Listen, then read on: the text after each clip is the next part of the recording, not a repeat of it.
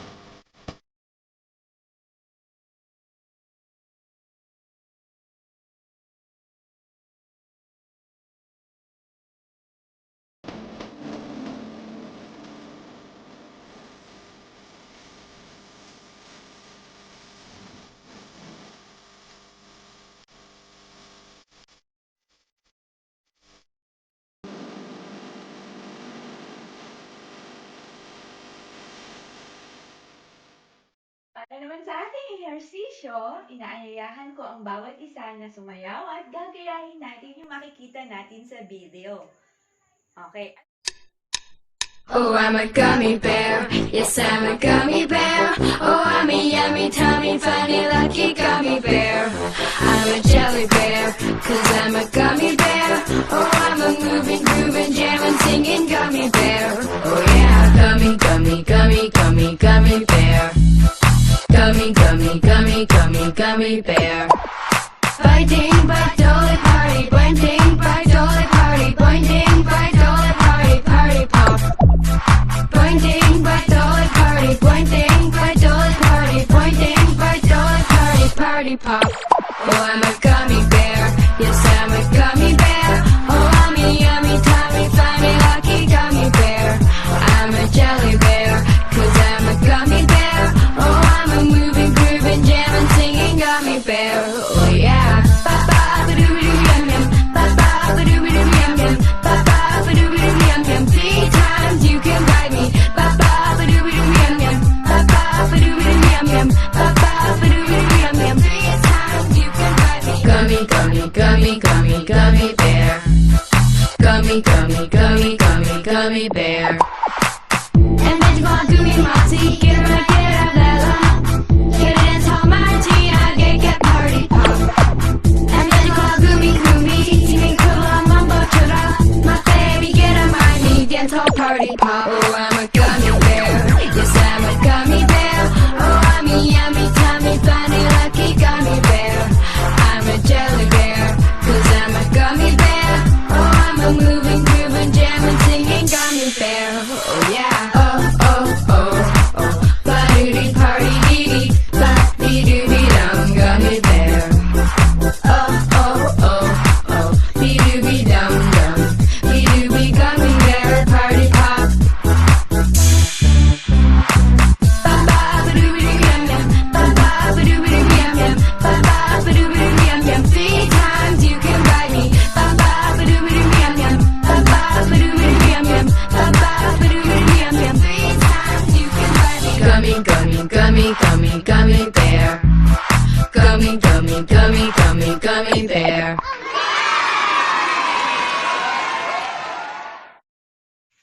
Nag-enjoy ba kayo sa sayaw natin? Kasi ako nag-enjoy. Ngayong araw, pag-aaralan natin ang mga bagay na gusto natin at mga bagay na hindi natin gusto. Ano ba yung mga bagay na gusto natin at yung mga bagay na hindi natin gusto? Pero bago yon, gusto kong sabihin na maaaring magkakaiba-iba yung mga bagay na gusto natin at yung mga bagay naman na ayaw natin. Pero ano nga ba ang ibig sabihin ng gusto at di gusto? Pag sinabing gusto, ibig sabihin ito yung mga bagay na paborito mo at lagi mong ginagawa, lagi mong kinakain, lagi mong nilalaro, lagi mong sinusuot, o lagi mong pinupuntahan.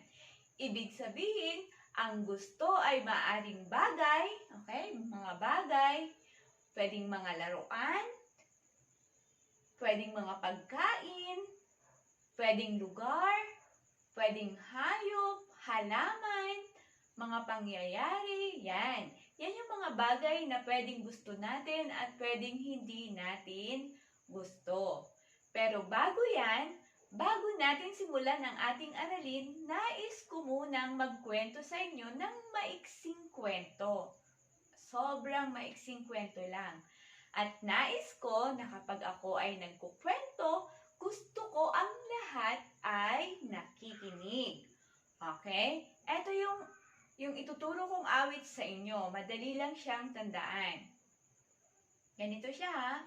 Kung ako ay makikinig, isasara ang aking bibig, uupo ng maayos, susunod sa iyong utos, nang matuto ng lubos. Okay?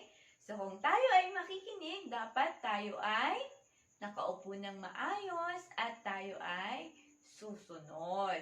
Para tayo ay matututo. Ulitin natin ha, para matandaan nyo.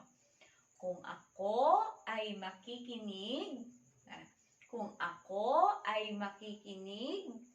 isasara ang aking bibig, uupo ng maayos, susunod sa iyong utos. O, madali lang siya, di ba? Kung ako ay makikinig, isasara ang aking bibig, uupo ng maayos, susunod sa iyong utos, nang matuto ng lubos. Okay, ganon. So, nais ko na pakinggan mabuti ang ating maiksing kwento. Okay ba yon? Okay, very good. Mamaya, pagkatapos ng ating kwento, meron akong mga konting katanungan tungkol doon sa kwento na aking binasa at inyong napakinggan. Aalamin ni teacher kung meron kayong natutunan doon sa ating maiksing kwento. Kaya dapat, kapag si teacher ay nagkukwento, kayo ay masusing nakikinig. Tama.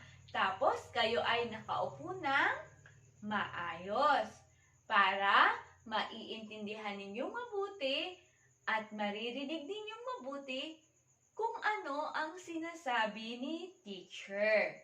Maliwanag po ba yon, mga bata? Very good. Okay.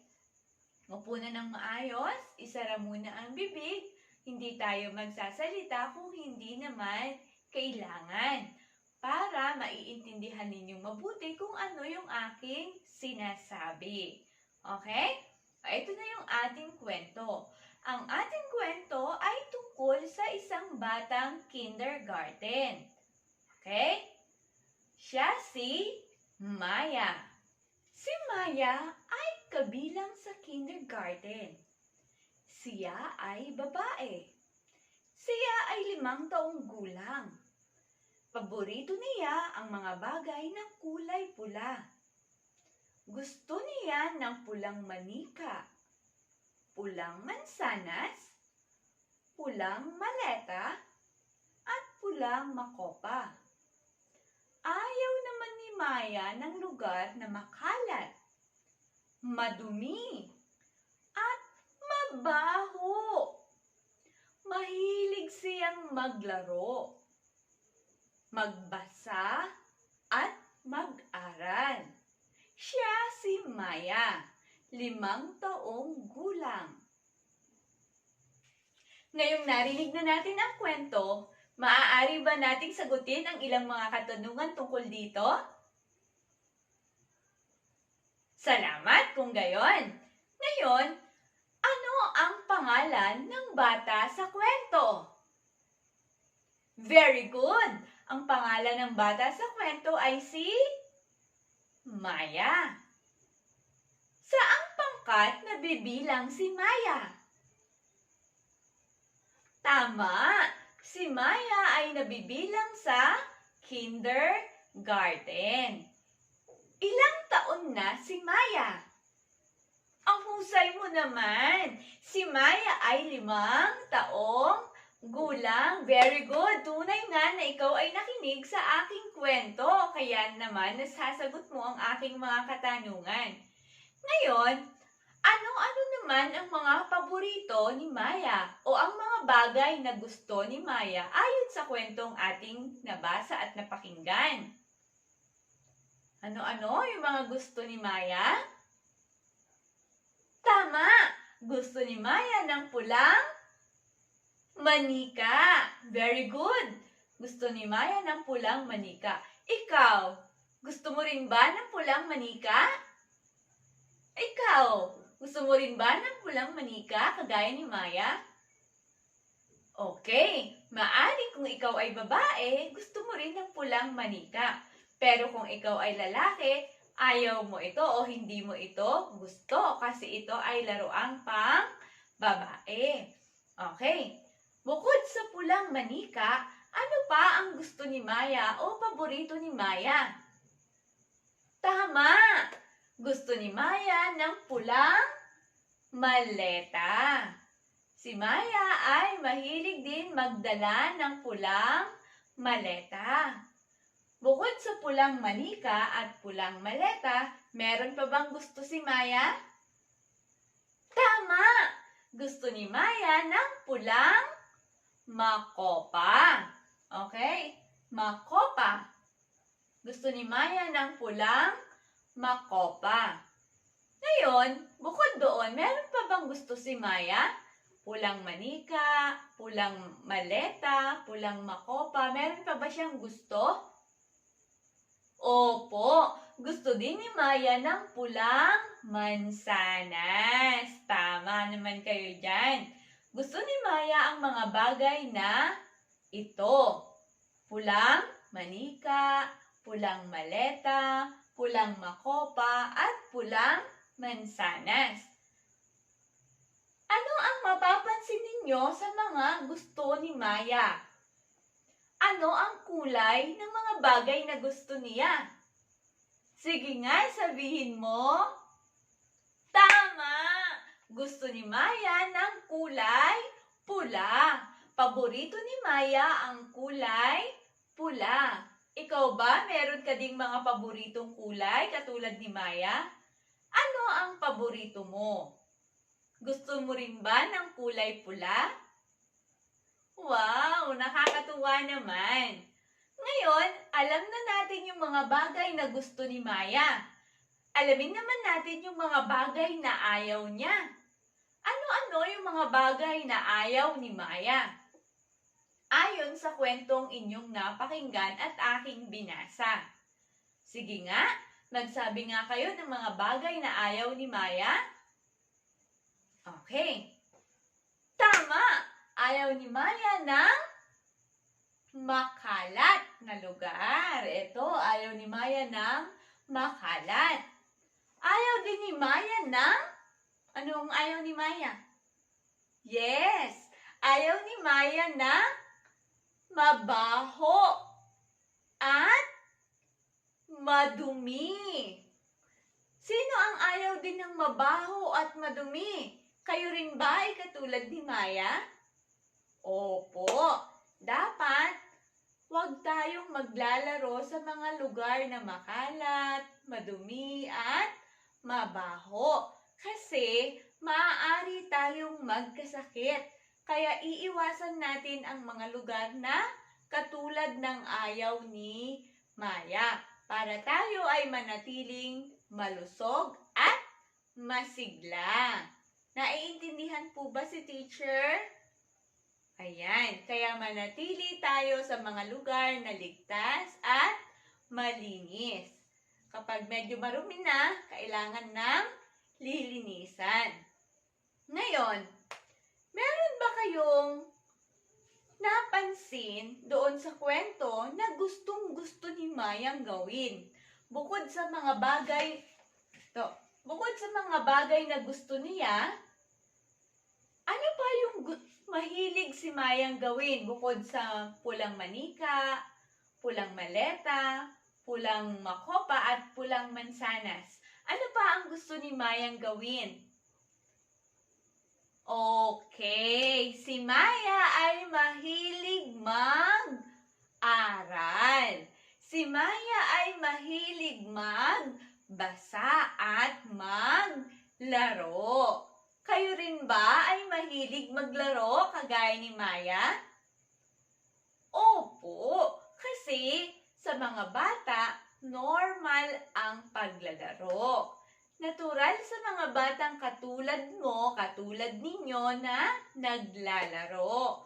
Sa totoo lang, kung tayo ay nasa classroom, baka tayo ay naglalaro din. Kayo ay naglalaro kasama si teacher.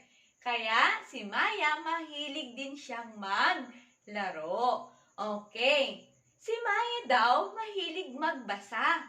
Kayo rin ba ay nagbabasa sa inyo-inyong mga tahanan? Okay, dapat katulad ni Maya, mahilig din tayong bumasa at mag-aral. Naiintindihan po ba? Bakit si Maya naglalaro at nagbabasa at nag-aaral? Mahalaga ba ang kanyang ginagawa? Hindi ko marinig yung sagot. Bakit mahalaga na ang batang katulad mo ay nagbabasa at nag-aaral? Para Ano ang sagot mo? Hindi ko marinig. Para? Yes! Para ang batang katulad mo ay matuto at madagdagan ang kaalaman. Very good! Dapat palagi tayong nag-aaral para tayo ay matututo. Kaya naman, nais ko na ang bawat isa sa inyo ay palaging mag-aaral para madagdagan ang inyong kaalaman. Naintindihan po ba? Okay. So ngayon, alamin naman natin yung mga bagay na gusto natin at yung mga bagay na hindi natin gusto. May ipapakita akong larawan. Okay? Isod natin ang upuan ni teacher para makita ninyo. May ipapakita akong larawan. Itataas nyo o sisigaw kayo ng yay! Okay? Yay! Sisigaw kayo ng yay kung ang bagay na makikita ninyo ay gusto ninyo. At sisigaw naman kayo ng yay! Yay! Ganon. Ha? Yay! Sisigaw kayo ng yay kung ang bagay na ipinakita ko ay ayaw ninyo. Okay ba yon? Okay, halimbawa, ice cream. Yay o yay? Okay. Pag gusto ninyo, yay! Pag ayaw ninyo, yay! Ganon. Okay? Yay! Yay! Ganon. Magkaiba. Okay? Ulitin natin. O, halimbawa, ito. Swimming. Ito, swimming. Yay o yay? Okay. Halimbawa naman ay ito. Naglalaro ng cellphone. Yan, naglalaro ng cellphone. Gamit ang cellphone. Yay o yay? Oh, di ba? Magkakaiba kayo ng gusto at hindi gusto. Ito. Ipis. Oh, ito naman.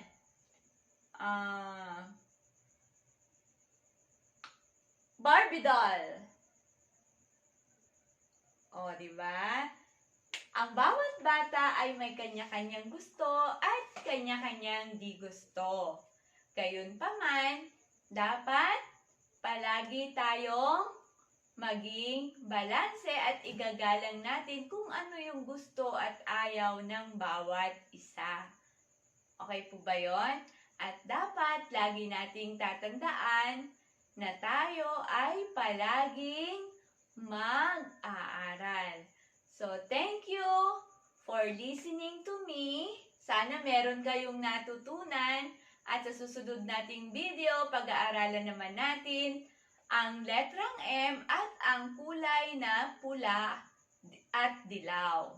So, yun yung ating susunod na pag-aaralan. Kaya, kung gusto nyo mapanood yung ating susunod na video, panoorin nyo lang ulit ito. Mag-subscribe po kayo kung hindi ko kayo estudyante para ma-notify kayo kung meron tayo ulit susunod na i-upload.